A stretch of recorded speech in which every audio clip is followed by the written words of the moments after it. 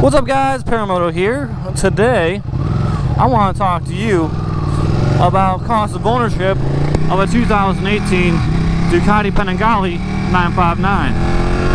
Let's get to it.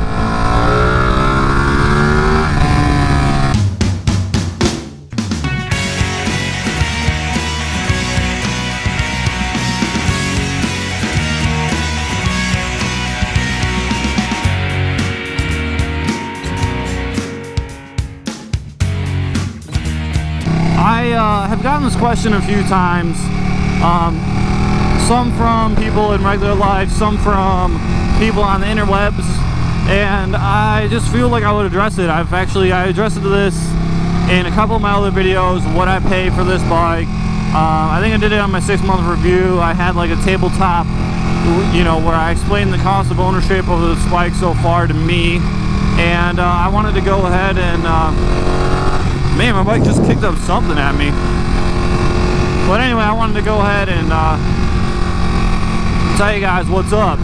So, the cost of ownership of this bike is not much, okay, compared to other sport bikes, right? So, so much gravel. So, let me just break it down in terms of other bikes that I've had and other bikes that people probably have more than Ducatis, right? So I can compare this to my 2013 Honda CBR 600RR. That was my bike that I had immediately previous to this bike, and I can give you an idea of what you're going to pay as opposed to like a 600cc Japanese sport bike, right? So I can start off with payment. With my Honda, I was paying $110 a month for my actual payment. I would typically pay more than that, but $110 a month is what I was typically paying. Not bad at all. And like I said in a couple other videos, Honda didn't even give a shit if I paid them, right? So I would pay them a little bit more every month, and like there'd be months where like money was tight and I wouldn't pay them at all because they would say like no payment due or whatever. So Honda didn't even give a shit when I paid them, which was amazing, to be honest with you. For this bike, I actually have a personal loan through my bank for this bike, and I have a small amount of years. I think it's like a 3-year loan, 4-year loan, and I'm paying $280 a month for this bike.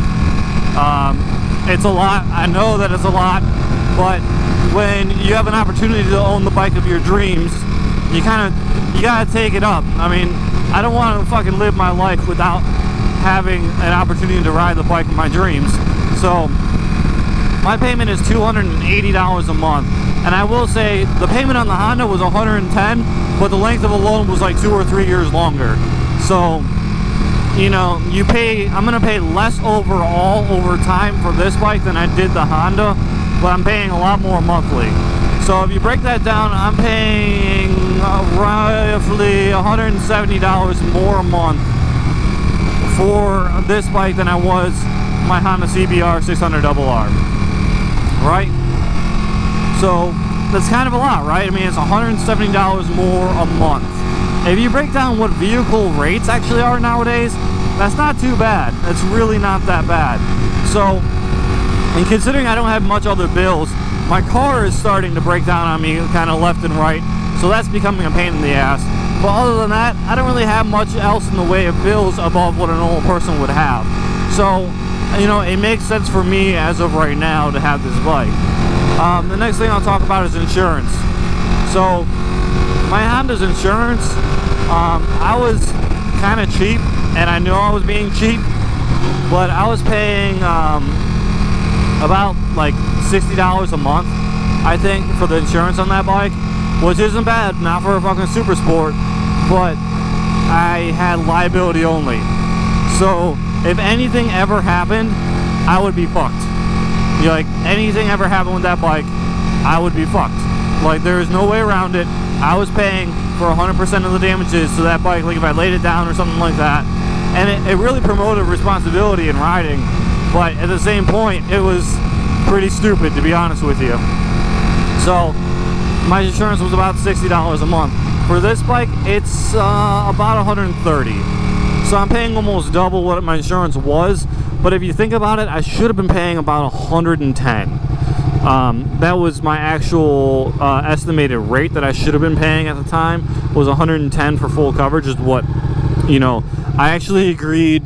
I'm just gonna check my tire real quick. I actually agreed with Honda Financial that I would carry full coverage on it. So I wasn't really, I was saving money, but I was saving money by breaking a contract, basically. So yeah. So I was paying a little bit less than I probably should have been, and that was pretty stupid on my part. But yeah, I mean, I guess it is what it is at this point. So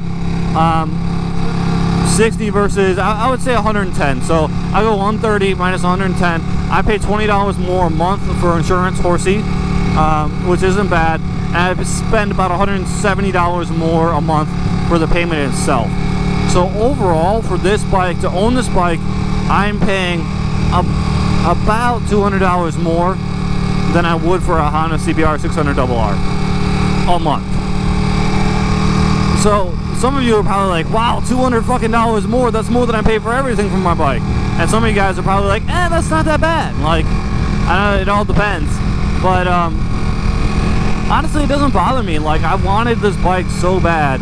And when you think about $200 a month, that's just a few times going out to eat with your family. You guys go out to eat a lot, limit your going out to eat. You know, and I'm at this point in my life where I'm kind of like, things can only go up for me. So it made sense at the time, because I recently got a raise at work. You know, I'm going to be getting more hours at work. So as financially reckless it was at the time to get this bike, it won't be over time. Over time, it won't be bad. So in about 6 months, I'm going to be able to start working a shitload of overtime, and I'm going to start putting money towards this vehicle loan, as much money as I possibly can, and I'm going to try to pay this thing off relatively soon. So relatively soon being about 2 years. I'm going to continue paying on the bike itself, and then every time I work an extra shift, all the money is going to go into the payment for this bike. So you're thinking, you know, you're getting time and a half, you know, even more. Some of our jobs that we can pick up on the side of work pay like $35 an hour. So $35 an hour times 12 ends up being a lot of money that you can put towards this bike. So that's what I'm going to try to do, is I'm going to try to do my best to pay this thing off within the next 1 to 2 years. If it doesn't happen that soon, I'm not going to get bent out of shape about it, because I'm not doing that bad financially. My car's about to be paid off, even though it's starting to break down and cost me a little bit more money. That's a payment that I don't have to worry about. I paid off my cell phone in full, so it doesn't really make, I mean, it didn't make that little a sense. It's not the dumbest thing I've ever done, that's for damn sure. So that's how much more I pay a month for my bike over a Japanese sport bike, $200. So $200 for one of the sexiest bikes around, or you can ride a Japanese sport bike just like everybody else, you know. And not like there's anything wrong with Japanese sport bikes, but like I said, they lack soul. They really do lack soul. So I mean, that's kind of my point with it. The next point I'll have to bring up is maintenance and service. What do I pay for maintenance and services? Okay, I've paid for one service of this bike, and I've owned it since December 13th, 2017. All right, I've paid for one service, and that was the 621 mile service is what it ends up actually being. So that was about $200-ish. So I paid $200 for the service of this bike in the last 6 months. Everything else should be covered under warranty. I got the extended, Ducati Plus warranty. So I'm not really worried about services on this bike. I'm gonna pay for 1 year, or when the mileage comes up. And the mileage comes up, and it's like 7,500 miles, or once a year. And then every 1,500 or 15,000 miles, you have to get a pretty significant service done. And I'll be totally honest with you, I don't think I met 15,000 miles on my CBR 600RR. Like, I was just kind of sick of it, so I stopped really riding as much. That was a sharp fucking rock, so I stopped really riding it that much. And so I wasn't really putting any miles on my 600RR anymore. So I think I sold it. It had like 13,000 miles on it, and that's it. That's not bad, right? So I'm not really expecting that 15,000 mile service is going to come up all that frequently, but I am starting to save up for the first service, which should be like $300. It's not that bad. I'm not worried about it, you know. And there's nothing that I can really foresee that would make me sell or get rid of this bike cost-wise. So the payment's manageable. The insurance isn't that much more than anything else that you're going to ride, super sport-wise, you know, super bike-wise. And the maintenance, I have really good coverage for my Ducati maintenance service. So you're talking about $200 extra a month for a motorcycle that is fucking bomb as shit. And that's it, man. That's it. And that was a cop. And I'm glad I wasn't speeding. So I just wanted to answer that question for you guys because I know I get it frequently. And Ducati has this air about it where it's like, oh, I couldn't afford, you know, I could afford the bike, but I couldn't afford the service. Well, it's like these bikes have come a long way when it comes down to services and all that shit. So I wouldn't really be concerned with it.